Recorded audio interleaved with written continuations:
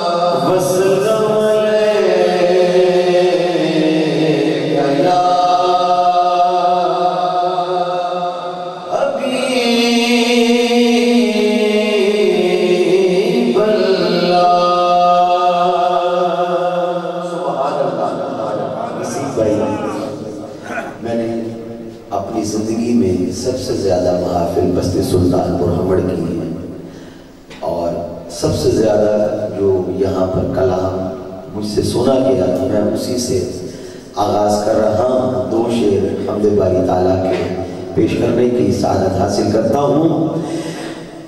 مولا